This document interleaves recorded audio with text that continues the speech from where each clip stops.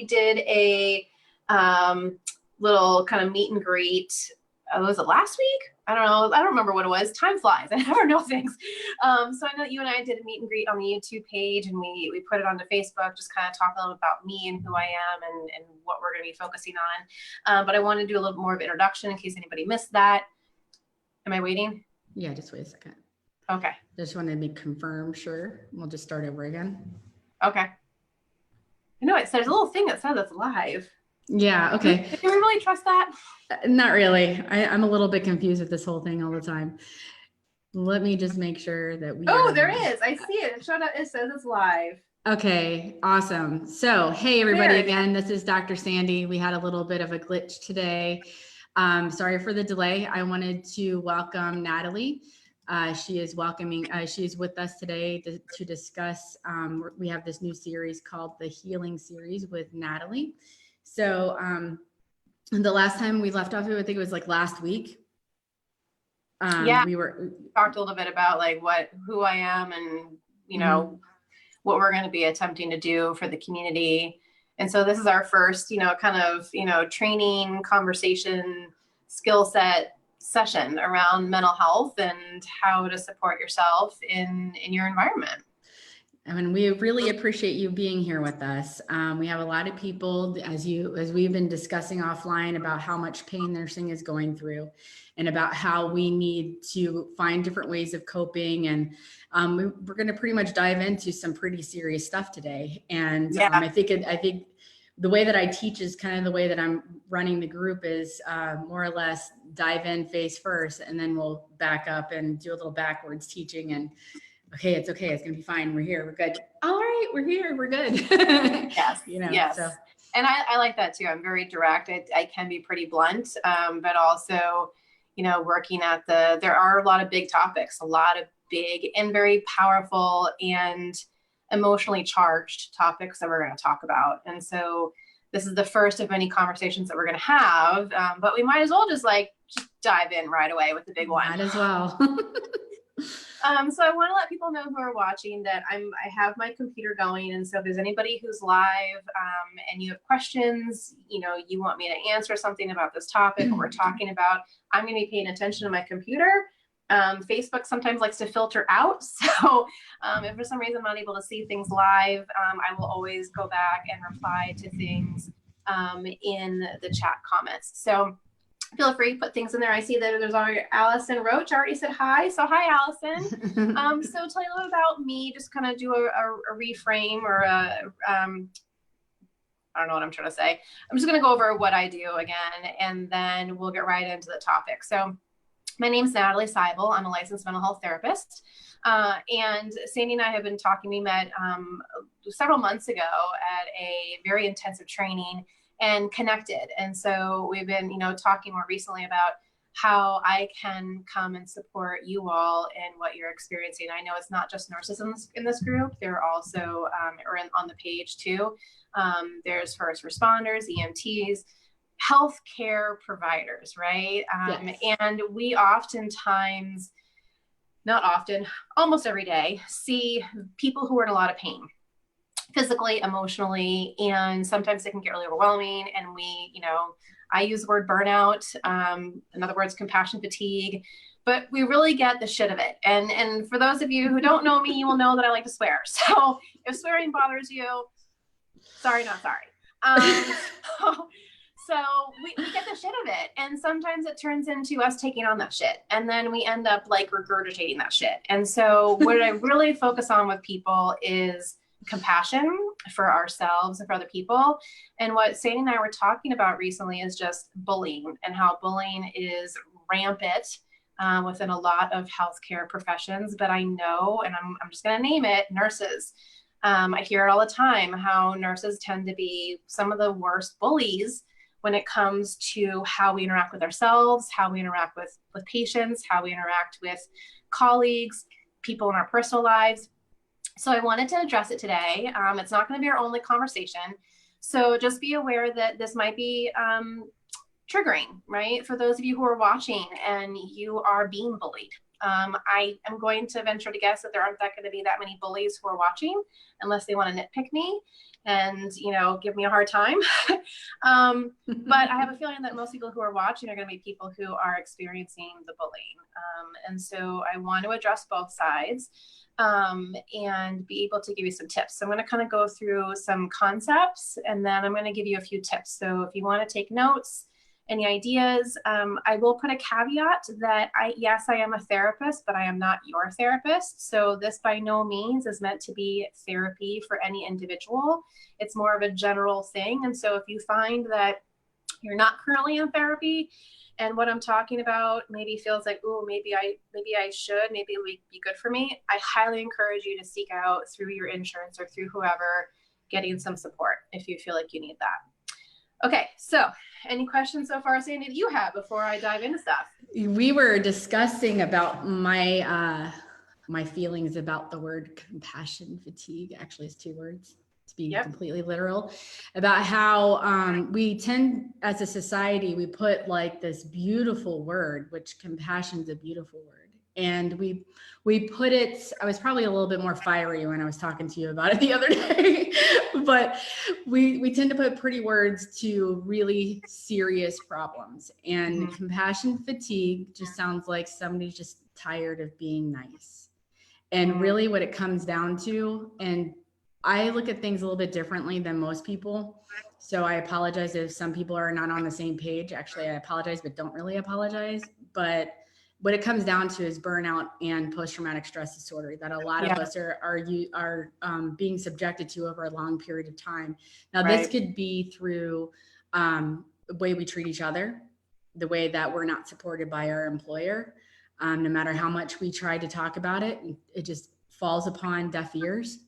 And I truly appreciate us diving into this area first, and then we can, touch on it throughout, the rest of our conversations.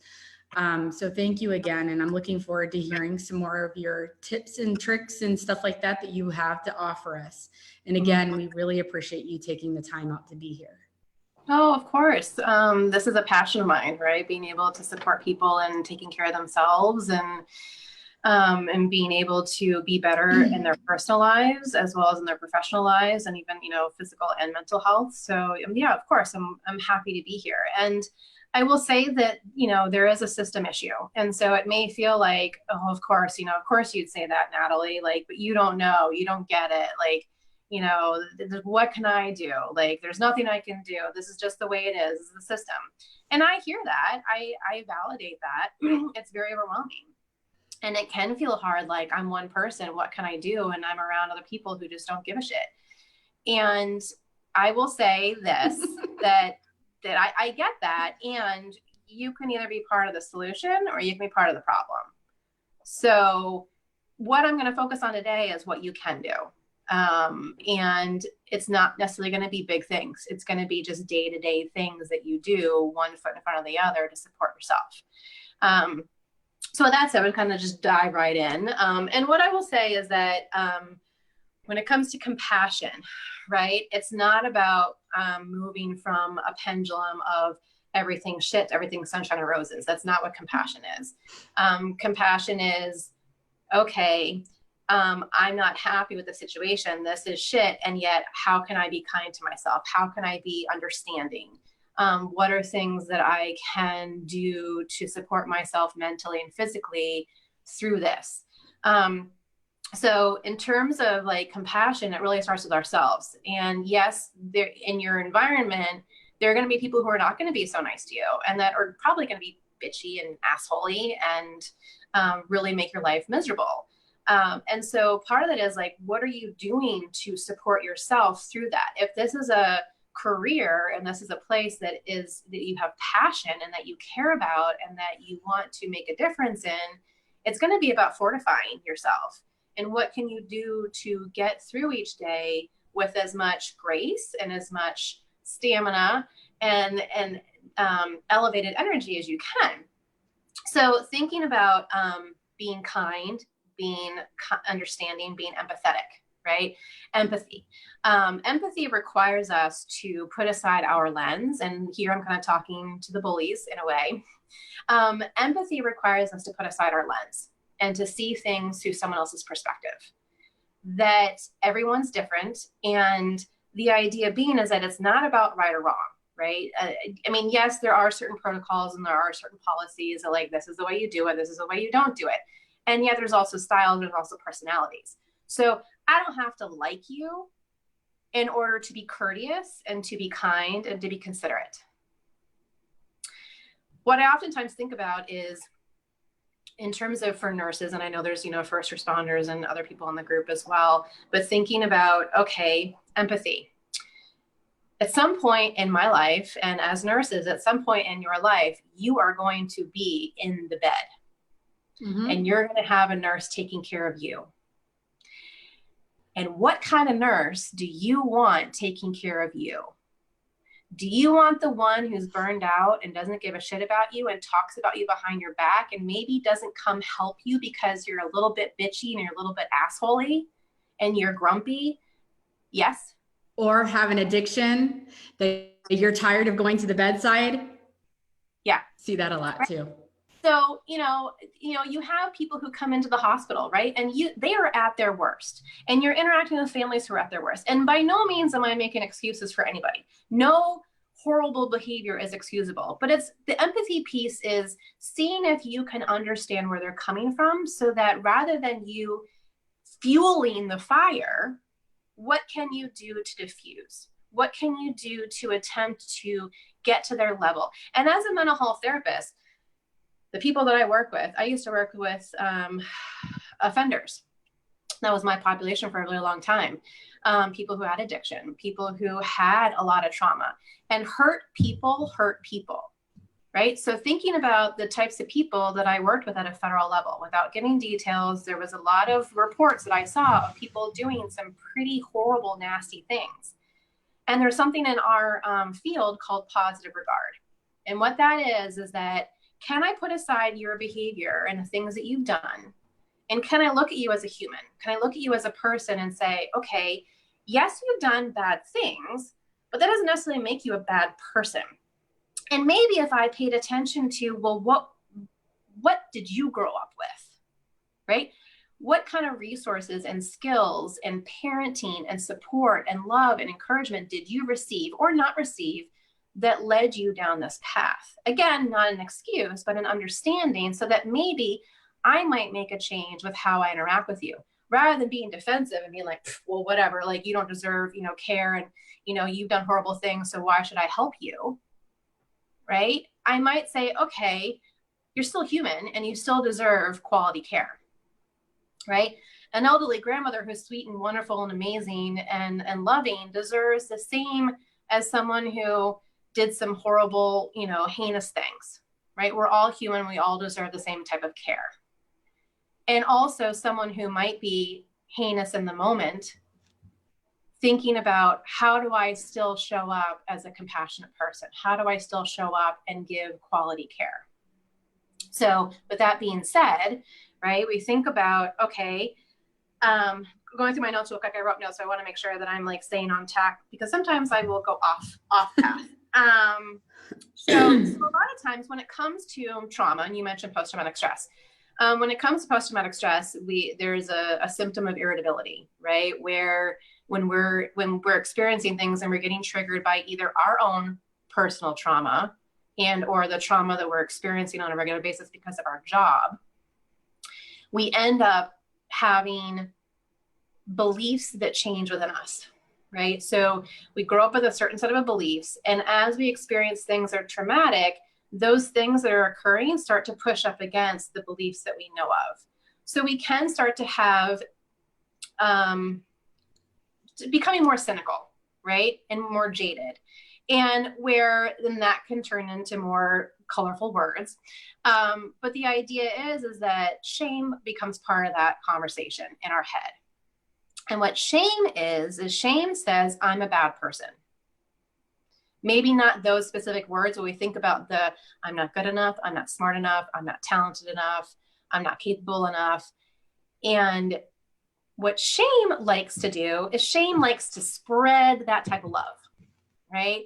And so if I'm feeling shame about something that I did or something that I'm experiencing or something that got triggered by me, either in conversations with my coworkers or in an experience with a client or a patient in this case, if I get triggered there and it starts spewing up all of that negative criticism of myself, well, that doesn't feel good and I don't want to feel that. So we oftentimes spread it around and we end up targeting other people and we end up putting onto other people what really belongs to us.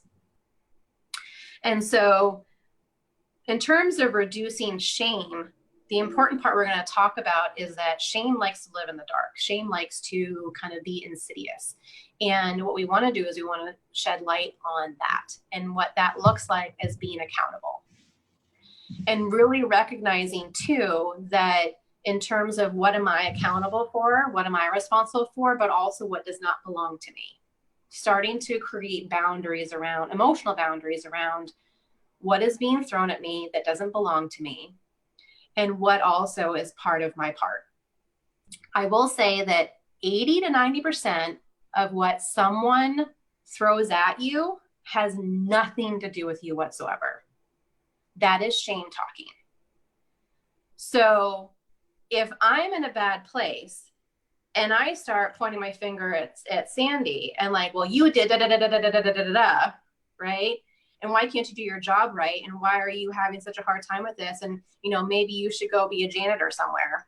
Like, I don't know how you got your degree. I don't know what school you went to, right? If I started with that, well, where the hell did that come from, right? Because Sandy might be going, where the hell did that come from?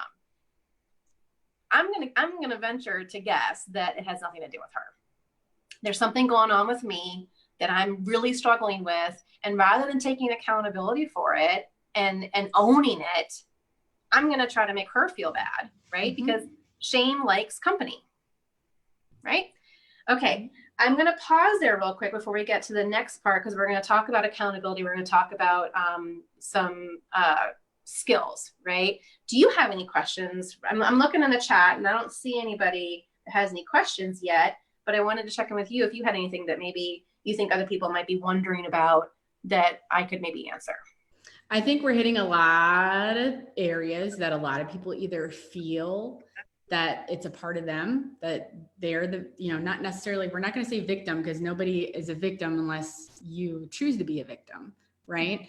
It is somebody that is on the reciprocal end, like the patient coming at you and is projecting their behavior onto you. And that's pretty big because sometimes we don't realize that. I talk a lot about, and I'm going to say it bluntly, resting bitch face when I teach mental health, but we don't realize when we're concentrating, we're working on our meds and we're just like, you know, and then you have people barking orders at you and you have this happening and people going for tests. We don't realize how the patient is taking the way that we are. And sometimes we can just, you know, as a caveat to what you're saying, sometimes we just kind of like, I'll be right there, you know, and it sounds like, I really don't care what you're going through right now. I need to get this done. Mm-hmm. And it's their perception. Yeah. So, yeah, you're hitting on some great things and we internalize that. When we get that behavior, we accidentally project out back at the patient. We get that back at us even more so. And we don't realize that that is what's happening. Awareness is really important, and it can be quite hard because, you know, I'm a busy person, but I can only imagine what nurses have to carry as a load on a day-to-day basis and what they're having to do, and crises that pop up, and it throws off your schedule of doing things, and it can bring on stress. And we're going to talk about stress in a moment in terms of how we deal with it. But what all of this really requires is having more awareness about what we're experiencing and how we are giving it back. Energy is really key. And oftentimes we don't realize the energy that we're putting out and how it impacts others. Intention and impact is really important here too, because oftentimes we don't have I didn't intend to do that. Okay, totally understand that. However, this is the impact. And every time. Impact will trump intention every time. And so thinking about, oftentimes what I do is because I have facial expressions that I do. And I actually had a client one time think that I was angry with them all the time. And I actually had to pause there and we had a conversation and I said, okay, well, And I asked for feedback. And that's one of the things that's really important. And it's hard, for bullies because it's accountability to be open to feedback, but it's learning how to accept criticism and receive and allowing for it and asking for it. It takes a level of maturity and emotional intelligence to get there. It's a practice. It's not something that we are born with. We learn it. And so I had asked, I was like, okay, well, what is it that you're seeing? Like what tells you that I'm angry with you? And they were like, well, you're constantly making like angry faces. And I thought for a second, I was like, oh, okay. And I was like, well, let me do this. Let me give you a couple of facial expressions and you tell me which one it is. And so I went through the ones that I know that I do. And what it was that I would look up and I would look up and I'd kind of frown a little bit. And she's like, that's the one. And I was like, you know what? That's my thinking face. Like when I'm trying to think about like a response or think about like how you ask me a question and I'm trying to figure out like what I can do to help you, that's my concentration face. Mm-hmm. And like all of a sudden it was like this, so it's like communication, right? Being able to talk about and recognize, and all of a sudden it changed our relationship. Because now it was like, I said, okay, well, I'll pay more attention to that face, but also can we agree that when I do that, that's not me being angry, that's me concentrating, right? So we kind of had this misunderstanding that we were able to unpack a little bit. And that only took less than 5 minutes, right? Mm-hmm. Oftentimes we think, I don't have time, right? I don't have time. When I hear someone say that to me, what that means is that it's not important enough. It's a priority. And we all have priorities, and you do have time. It comes down to what you are putting in front of the thing that you think you don't have time for. I don't have time to exercise, but I have 2 hours to scroll on Facebook. Right? I don't have time to cook a meal, but I can sit and watch Netflix for 5 hours. Like, we do have time. It's a priority, right? And so owning it, taking accountability, it's a choice, right? And oftentimes I get pushback on this, like, whoa, because that feels bad, because accountability oftentimes has an rub to it, right? Because if I acknowledge and I admit that I'm not making time for something, then the shame starts activating. Oh, well, then you're a bad person, right? You don't have time to be nice. Well, then you're just a bad person. No, it's not that. It's that I have things that are more important. Maybe counting pills, right? Maybe putting documentation in a chart. Maybe this crisis that came up and this patient's about to die and I need to take care of this, which means I don't have time to like have a quick conversation with someone and ease their mind. And it makes sense, right? But it's also owning that I chose this over here versus this over here. So what do we do in a case where, a lot of times nurses have admissions, discharges, emergencies, they have patient families breathing down their neck. They have this absorbent, I know you can't really tell us, what to do, but when you have, I do agree that sometimes we should be more a little cognizant of how our actions are. But when we have so many things coming at us at one time, like ICU nurses, we have ER nurses, we have all kinds of things happening on our page. CNAs are the very, very first line. And they have a little bit more time, not like, a lot, but they're hopping as well. So I understand exactly where you're coming from. As far as basically we need to, and I'm just kind of clarifying, we need to be more aware of how our actions and how we are coming across, and that there's no excuse. Yeah. And so it's kind of like, well, then what do I do? Right. So there's a concept that I want to talk about real quick. And that leads into some tips. So there's a concept called the stress bucket. And I want you to, call it a bucket, call it a well, call it a, reservoir, whatever you want to call it, whatever makes sense to you. But we all have a bucket. And in this bucket are valves. And when it comes to stress, we all have it. It's never going to go away. We can't ever eliminate stress. And it's going to be coming in. It's going to be flowing in from the top. Okay. And as your stress level rises, right, and as that stress rises, there are certain valves at different parts of the bucket. Now, when it comes to the bottom valve, so like, let's say there's 3 valves. There's a valve towards the bottom, there's a valve like kind of middle, and then there's a valve at the top. Okay. The valve towards the bottom is either your mechanisms around self-care, right? So the things that you do on a routine basis. What are you doing to take care of you mentally, physically, and spiritually? Okay. So are you someone that meditates? Are you someone that prays? Are you someone that goes to church or temple or synagogue? Or do you have your own practice at home? Do you exercise? What's your sleep like? What is your eating like?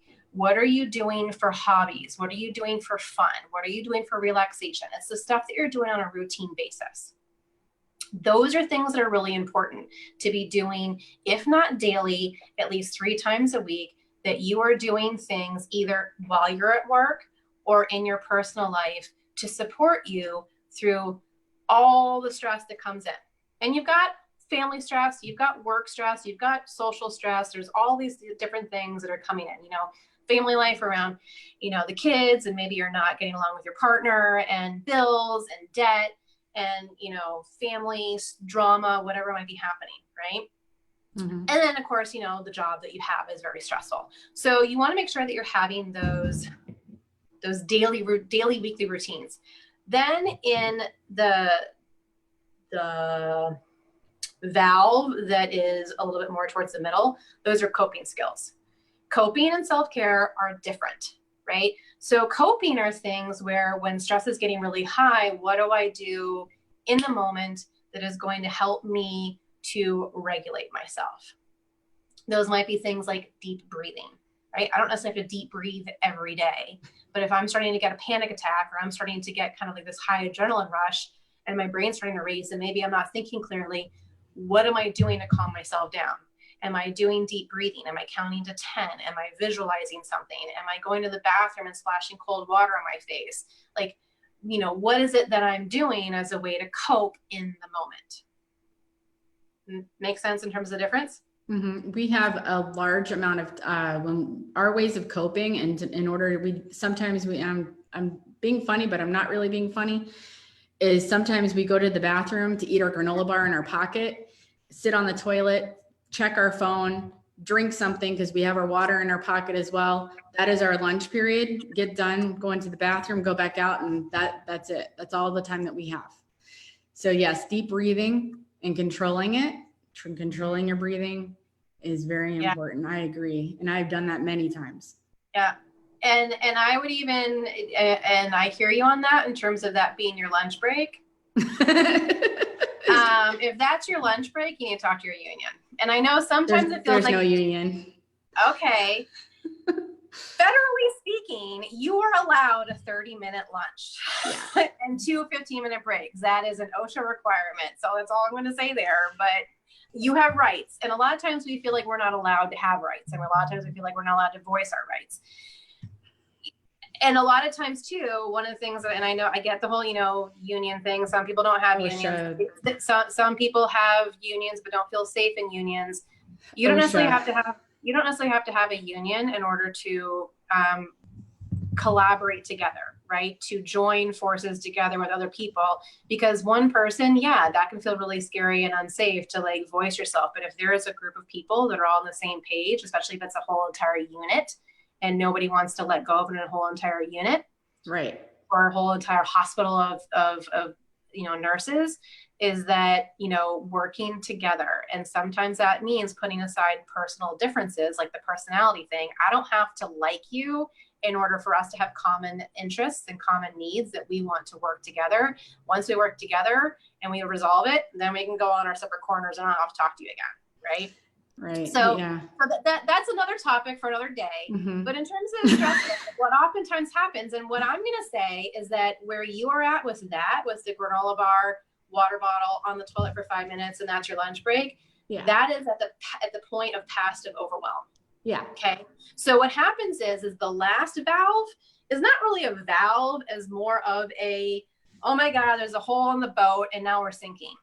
Right. And those types of coping is typically unhealthy things. So we get into the substance use, we get into the unhealthy eating, maybe even binge eating or not even eating at all. We get into unhealthy other addictions. It could be around smoking, it could be around social media.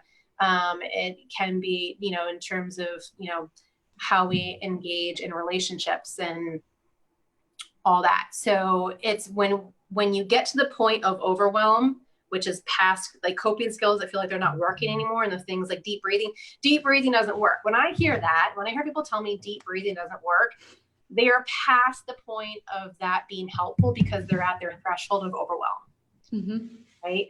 So thinking about your own stress bucket and thinking about how you have those set up. How do you have your routine set up in terms of daily self-care? How do you have your coping skills set up? What are your current coping skills? If I hear you tell me social media and, you know, food, and maybe I'm taking more pills than I'm supposed to, or I'm smoking marijuana, or I'm drinking way too much alcohol or other substances, whatever other addictions might be coming up, because I know addiction is rampant in the medical field, is that if that's your coping, then your bucket is overflowing.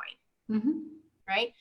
So a couple of quick tips that I want to give that can feel a little bit maybe not overwhelming, but maybe feel like, yeah, Natalie, I don't know about this. Number one, setting intentions every day. We set and conscious intentions, like you are purposefully setting an intention, because we get up in the morning and we go about our day and we are setting intentions whether we think about it or not. So moving the subconscious to the conscious. So when I wake up in the morning, how do I want to be today? What's one thing I want to make sure that I do today?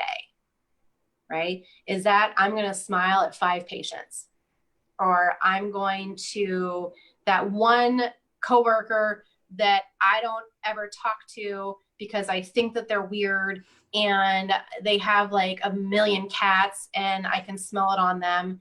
Maybe I'm just going to say, hi, I hope you have a good day.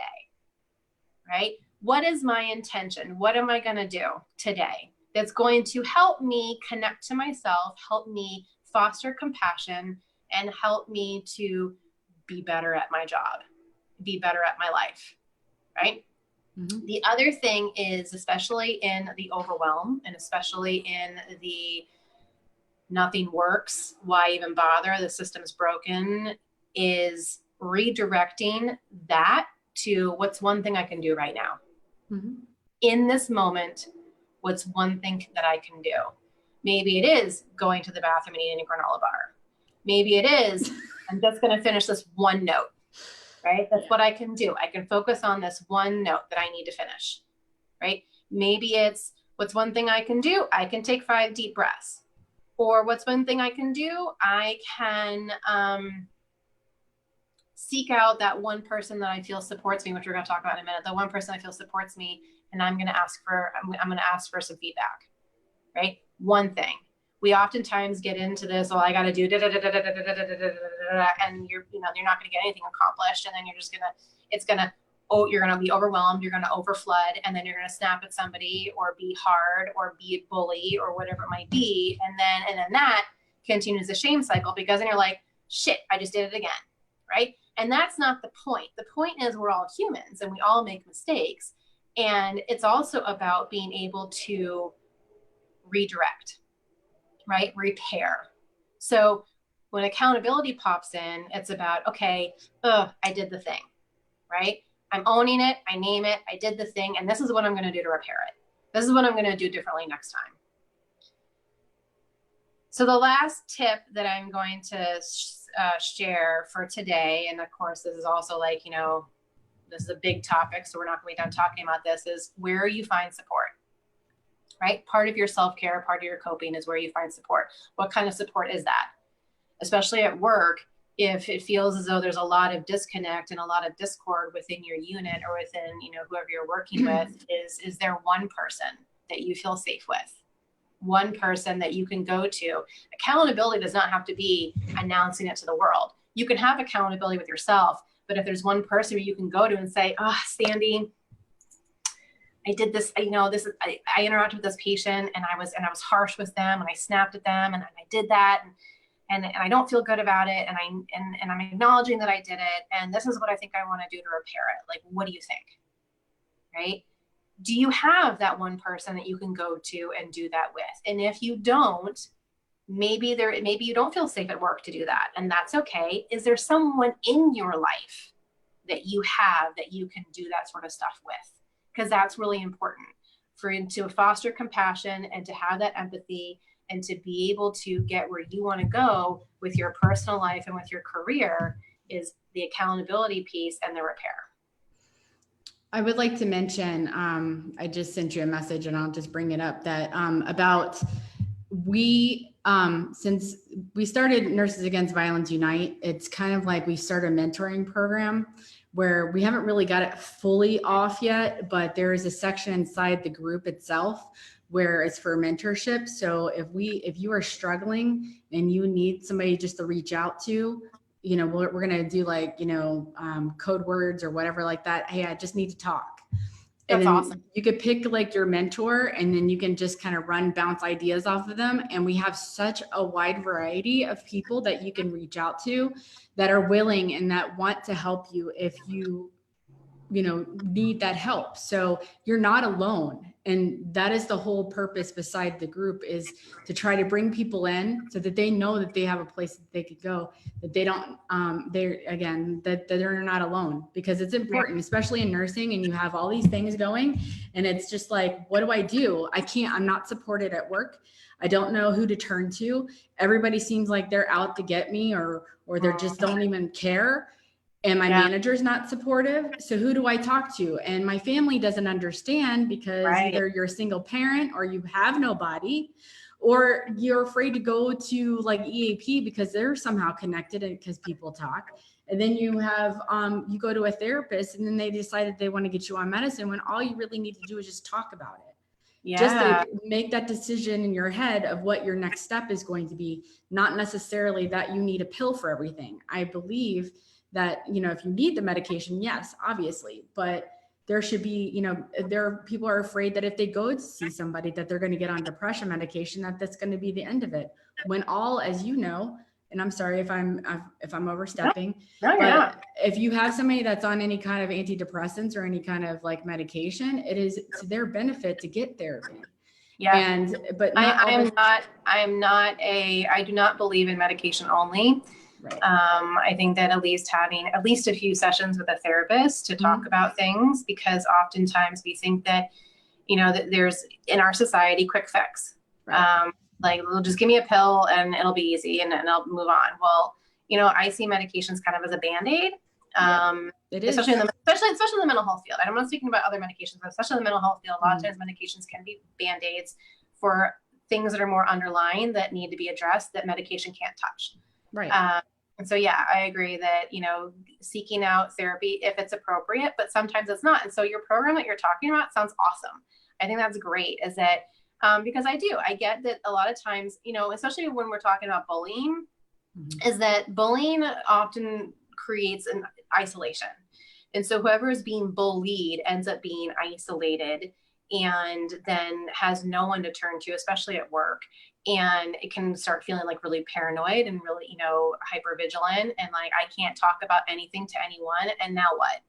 Right. So I think that your mentorship that you have going on, that's awesome. If people, and I would encourage that if there isn't anybody at work and I get family life, I mean, even my own family, it's like, oh, I want to share with you what happened today, but you're just not going to get it. Yeah, no, they don't. You're going to try to fix it. And it's like, no, I don't need you trying to fix my problem. You have no idea what's going on.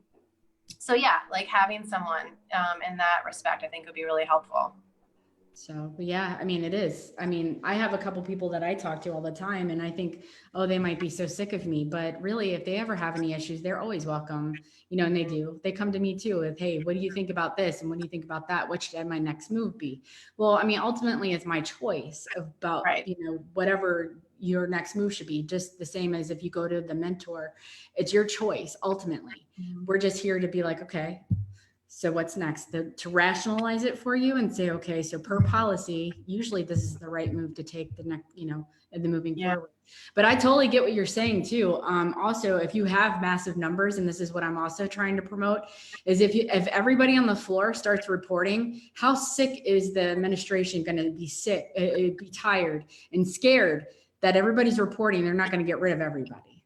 One person, they can manage, but like that's 6 the people. whole Unite thing is, right? Yeah, Your Nurses absolutely. Against Violence Unite is that when you have a collective, it's more of it's a joint voice versus one voice. Right. And in terms of people, it's louder, right? Yes, exactly. And we want to get very loud up in here. So excuse my language. So you have such great insight on a lot of things. And, some things, of course, we're going to clash a little bit because, you're a mental health therapist and you see what we need, and you work with a lot of nurses on that side, but being on the nurse and working on this side, it's like somehow, when we work through this whole series, maybe I'll have a better understanding on the way that you're thinking, and then you'll have a better understanding on how we're thinking. And I hope that we get more participation. And if you have like a delayed response, or if you think this is a bunch of bull crap, then you might want to, examine on what exactly you want from, all of the stress that you're going, that you're in, right? Do you want to get better, or do you want to continue to be the same? If you continue to be the same, then you're just going to get worse, and you're going to hate nursing. You're going to leave altogether, when really we're trying to fix it. And that's what we're trying to do. So, and I think, speaking on that, and then also what you were saying a little while ago, is that like, in terms of, a mentor isn't going to have all the answers for you, right? But a lot of times it is taking off your lens and seeing something from a different perspective, because we only have, a lot of times we get tunnel vision. And so if anybody's on here going, well, Natalie doesn't get it, Natalie doesn't understand, and like her ideas are stupid and whatever, I tell people, if you've never tried broccoli before, you can't say you don't like broccoli. Right. That it's about perspective. And so you may have a perspective which has been working for you for a period of time, but oftentimes people who come to me in treatment, it's because it's not working anymore. So then I get the resistance, though, because the resistance is, there's a part of your brain that doesn't want to change, right? There's a part of your brain that likes operating the way that you're operating because it's easy, because it's known, because it's comfortable, right? If you're not wanting to live that way anymore, if you want something you've never had, you have to do something you've never done. Right. And so it may be, just experiment. Try out my ideas for a couple of days, see what happens. If you're like, yeah, I tried it and I don't like it. I tried broccoli, I hate it. Okay, fine. Then don't eat it again. However, at least try it out and see what happens. And I'd love to hear feedback. I mean, if people are like, yeah, Natalie, you're full of shit, like, that's fine. I can handle it, right? Bullies come at me. But the idea is that, like, I think we're all here because we care, right? We're in this profession and we're in the healthcare industry because we care. And so sometimes we lose sight of that because of the trauma and the stress that we're going through. It's about reminding yourself why.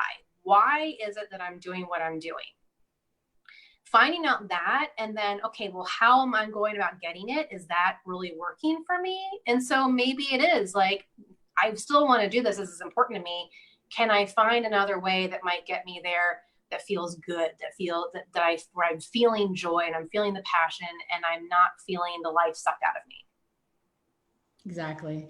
So we will be announcing the next time that we're going to be doing this awesome webinar. And thank you so much for this. You're very welcome. For this opportunity. And I like the fact that, because we've done some growing together, like the most intense week ever. I feel that, so we have a lot of the same kind of the mindset that we just want things to get better. We don't want people to be stuck in this. Right. We want this account. Yeah. Right. So, well, I really appreciate your time again. Thank you. And thank you from the team. And we will be announcing the next adventure with Natalie. Yeah. Awesome. And if anybody has any questions that you want to drop in the comments of the Facebook feed, I will make sure to, go in. You can tag me if it allows you to tag me. And I will go and look and answer the best way I can. I'll say it again, like I said in the beginning, I am a therapist, but I'm not your therapist. So I'm not going to be answering any specific questions around specific diagnoses or specific things, but I can give general perspective if anybody has any questions or want any clarification. Also, if you're going to be watching this on YouTube, I would encourage you, if you're wondering what this mentorship thing is and you're wondering what the support group that we have going on is, it's hashtag Nurses Against Violence Unite, all one word. It is our private group, and you can answer in there. You can find her in there as well with us, and find the the video, and you can respond to the video, or you can reach out to me and I will reach out to Natalie. All right. Well, thanks again, and we will talk with you again soon. Thank you. Bye, everybody. Bye.